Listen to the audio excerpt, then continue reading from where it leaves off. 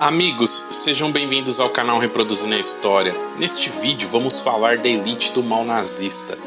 Quando Adolf Hitler subiu ao poder na Alemanha em 1933, o país estava quebrado economicamente, militarmente limitado pelo Tratado de Versalhes. O cidadão alemão da época carecia de comida, emprego e esperança, pois o modelo republicano da então República de Weimar foi incapaz de dar isso aos seus cidadãos. Por isso, a população alemã procurou no partido extremista de Hitler a solução para seus problemas. Uma das bandeiras de Hitler, como sabemos, e quem acompanha o canal sabe, era rasgar o Tratado de Versalhes, que franceses e ingleses impuseram à Alemanha, ao fim da Primeira Guerra Mundial. Outra bandeira de Hitler era a militarização do país, enfim, de estarem em condições de se expandir a leste, no chamado Lebensraum, ou espaço vital. Estas bandeiras de Hitler e outras, por exemplo, sobre a conspiração judaica contra a Alemanha, estão no seu infame livro Mein Kampf, ou Minha Luta em português. Como sabemos, as consequências da subida nazista ao poder na Alemanha foram terríveis para o país. O país estava mergulhado num regime de total ditadura, onde judeus, ciganos, homossexuais, outras minorias e opositores sofreram terríveis perseguições. Houveram, como sabemos, as criações de campos de concentração e extermínio, verdadeiras indústrias da morte. Os nazistas, comandados por Adolf Hitler, colocaram o mundo numa guerra novamente, pouco mais de 20 anos após a Primeira Guerra Mundial, e desta vez a guerra tomaria proporções ainda maiores e calamitosas. Mas para Adolf Hitler cimentar o seu poder, promover o desenvolvimento econômico, promover a sua guerra expansionista e promover a sua política racial, ele contou com a ajuda de pessoas que seguiam as suas ordens sem nenhuma objeção, nenhum questionamento, somente pela obediência. Este círculo tinha poucas pessoas, e estas pessoas eram a elite do mal nazista. E antes de contar quem eram estas pessoas e quais eram as suas atribuições e as suas participações no regime, se você não é inscrito em nosso canal, se inscreva já. As suas inscrições e as suas curtidas são muito importantes para o nosso crescimento. Desde já, conto com a sua ajuda. O primeiro membro da elite nazista que abordaremos é o Marechal Wilhelm Keitel. Conselheiro militar de Hitler, ele era o segundo na hierarquia militar nazista. Era um nazista convicto e fervoroso. Ajudou a dirigir a maioria das operações militares da Alemanha durante a guerra.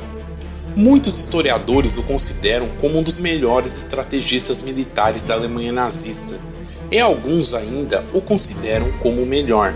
As unanimidades sobre Keitel era o fato dele ser conhecido por ser um estrategista pés no chão, meticuloso e pelo fato de ser altamente subserviente a Hitler, ganhando a alcunha entre o alto escalão do comando militar de Lacaitel.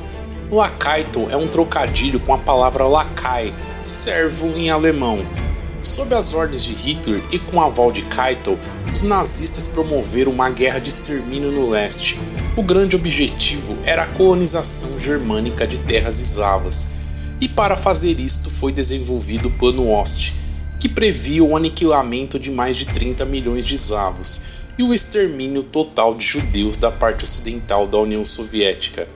E isto resultou em crimes cometidos pelo exército alemão. Keitel assinou a rendição do exército alemão em 8 de maio de 1945 e foi julgado nos tribunais de Nuremberg e condenado à morte por enforcamento. Foi executado em 16 de outubro de 1946. Os nazistas, como sabemos, utilizaram mão de obra escrava dos campos de concentração. E foi com essa mão de obra que Albert Speer, ministro de guerra e da produção de armamentos, executou os planos de seu Führer. Arquiteto formado, Speer era conhecido como arquiteto de Hitler. Foi encarregado de planejar a Nova Berlim, e sob os cuidados de Speer, edificações foram construídas, como o Estádio Olímpico de Berlim para as Olimpíadas de 1936 e a Chancelaria do Reich. Em 1942, com a Alemanha mergulhada na guerra, Speer assumiu o Ministério da Guerra. e começou a massificação da utilização da mão de obra escrava para aumentar a produção de armas para o esforço de guerra alemão. Speer era bem articulado, conseguiu, mesmo com os intensos bombardeios aliados sobre a Alemanha, como eu já referi anteriormente, aumentar a produção de armas. No pós-guerra, Speer foi capturado pelos aliados. Foi condenado a 20 anos de prisão pelos seus crimes de guerra. Foi libertado em 1966 e escreveu livros sobre a sua participação no Reich. Como eu referi anteriormente, era bem articulado e tentou investir numa imagem, abre aspas, de bom nazista, que só cumprira ordens e não sabia das atrocidades do Holocausto. Concedeu várias entrevistas a veículos de imprensa antes de morrer em 1º de setembro de 1981, aos 76 anos. O nazismo é mau, os nazistas eram maus. Agora imaginem alguém que, segundo Hitler, era o homem do coração de ferro. Este era Reinhard Heydrich. Heydrich foi chefe do escritório de segurança e foi uma espécie de governador da região da Boêmia e Morávia, na Tchecoslováquia ocupada. Heydrich chamou a atenção de Hitler por ser extremamente frio, capaz e perigoso. Organizou a terrível Noite dos Cristais, em 9 de novembro de 1938, aonde sinagogas e comércios judaicos foram atacados e incendiados. Mais de 200 mil judeus foram enviados a campos de concentração nos dias seguintes. Em 1941, os nazistas tinham um dilema para se resolver: o que fazer com os judeus nos países ocupados? Foram pensados vários planos para a questão judaica, inclusive a deportação de judeus para a ilha de Madagascar. Porém, o custo era inviável, e foi aí que Reinhard Heydrich teve a infame ideia: se não podemos deportá-los, por que não matá-los? Foi criada a partir dessa ideia a solução final para a questão judaica. Além disso, Heydrich, quando foi governador da Boêmia e Morávia, promoveu várias execuções em massa para eliminar a resistência tcheca para a germanização do território.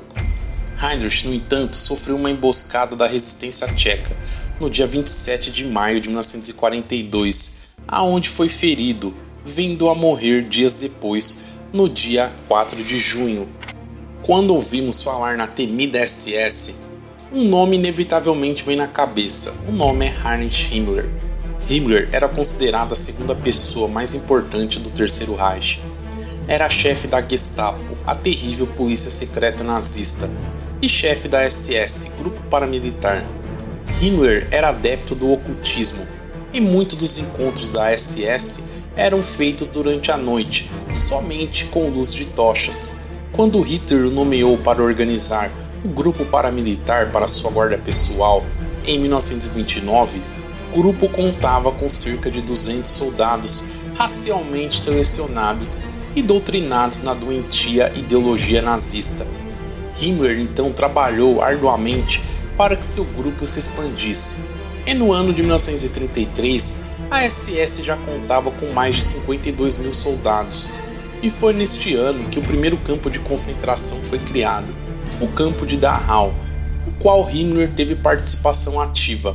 A SS seria responsável pela administração e pela guarda dos campos de concentração, tudo sob o controle meticuloso de Himmler. Heinrich Himmler foi o coautor da solução final, juntamente com o já referido aqui no vídeo Reinhard Heydrich, e um dos responsáveis diretos pelo Holocausto. Já no final da guerra, em 1945, com a derrota alemã mais do que evidente, Himmler tentou negociar com os aliados por debaixo dos panos. Tentou fugir para a Suíça, com o nome falso de Heinrich Hitzinger, mas foi descoberto pelos britânicos. Se suicidou na prisão no dia 23 de maio de 1945, ingerindo cianureto. Na Alemanha nazista, o prestígio com Hitler significava mais poderes. Imagine um homem que o próprio Hitler nomeou como seu sucessor, o quanto de poder ele tinha. Hermann Göring foi chefe da Luftwaffe, a força aérea alemã. Era um homem vaidoso, gostava dos holofotes, sempre ávido por títulos e poder. Esteve por trás de acontecimentos marcantes do regime nazista. como a Noite das Facas Longas em 1934, no qual o líder da SA, Ernst Röhm, e outros membros da milícia paramilitar foram executados a mando de Adolf Hitler, com a grande colaboração de Hermann Göring e dos já citados aqui Heinrich Himmler e Heinrich Heydrich.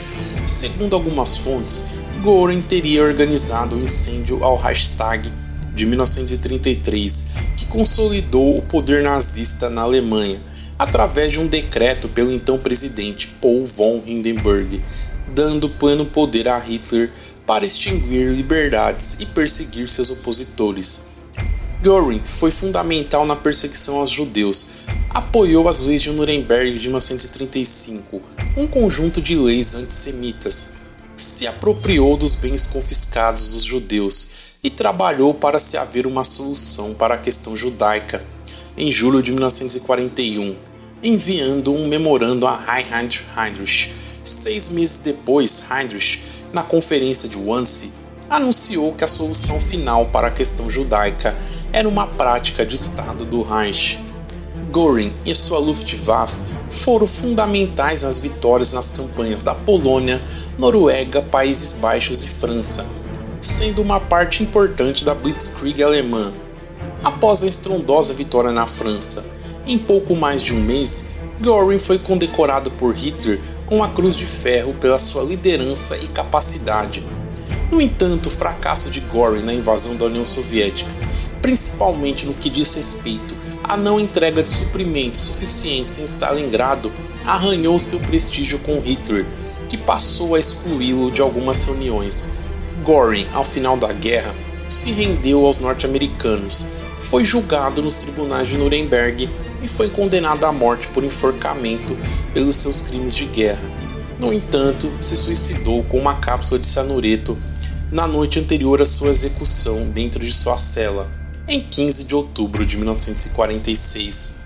Para se haver uma aceitação dos ideais nazistas na sociedade alemã, foi necessário um grande controle de mídia e propaganda, com o objetivo de manter o controle das informações passadas e a adoração à figura de Hitler. E foi para isto que Joseph Goebbels, ministro da propaganda nazista, trabalhou. Goebbels era um homem em que Hitler confiou muito. Era um nazista fervoroso em seus discursos, sabia muito como prender a audiência. Costumava-se atrasar em comícios propositalmente para fazer a plateia ficar mais ansiosa por sua presença. Foi responsável por todo o controle social do Reich, controlava o rádio, jornais, cinemas e a cultura. Nada escapava de suas mãos. Foi responsável pela intensa propaganda antissemita, sendo assim um dos responsáveis pelo Holocausto. O modelo de propaganda de Goebbels no pós-guerra foi amplamente difundido mundo afora, sendo copiado tanto em países democráticos quanto em ditaduras. Goebbels, em suas propagandas na primeira fase da guerra, entre 1939 a 1941, colocava o soldado alemão como invencível, mas a partir que a maré da guerra virou após a rendição do Sexto Exército em Stalingrado, passou a ser mais comedido e passou a mudar o tom das propagandas, exaltando a luta da Alemanha contra os povos que queriam a destruir. Ao final da guerra, com a derrota certa alemã, Goebbels se suicidou juntamente com a sua esposa Magda, no dia 1º de maio de 1945. No entanto, antes de suicidar-se, Goebbels nomeou Karl Donitz para suceder na direção do país, envenenou e matou seus 6 filhos. Como vimos até agora, a elite nazista foi cruel e trabalharam juntos para impor a subjugação, pilhagem, tirania e o extermínio de povos que eles o considerassem inferior. Houveram outros membros importantes da elite nazista, como o ministro sem pasta Rudolf Höss, que era um amigo de Hitler. Foram presos juntos após o fracasso do golpe da cervejaria em novembro de 1923. Era uma espécie de confidente e secretário particular de Hitler. Entre os anos de 1933 a 1941, praticamente nenhuma lei foi assinada sem que Höss assinasse ou estivesse ciente. No entanto, Höss não era a favor de uma guerra em 2 frentes, já que Hitler tinha planejado a Operação Barbarossa, a invasão da União Soviética. Hans foi negociar a paz com os britânicos sem o aval de Hitler e fez isso de avião, pousando na Escócia. Obviamente, Hans foi capturado como um prisioneiro de guerra. Foi julgado nos tribunais de Nuremberg no pós-guerra e foi condenado à prisão perpétua. Veio a morrer em 17 de agosto de 1987, aos 93 anos de idade. Para saber um pouco mais, convido a vocês a assistirem nosso vídeo sobre o que aconteceu com os nazistas ao final da Segunda Guerra Mundial. Ambos os vídeos, este e aquele, se complementam. Se você chegou até aqui, se inscreva em nosso canal, acione o sino das notificações, dê um like neste vídeo. Assista também às nossas playlists. Desde já, muito obrigado a todos e continuem assistindo os nossos vídeos.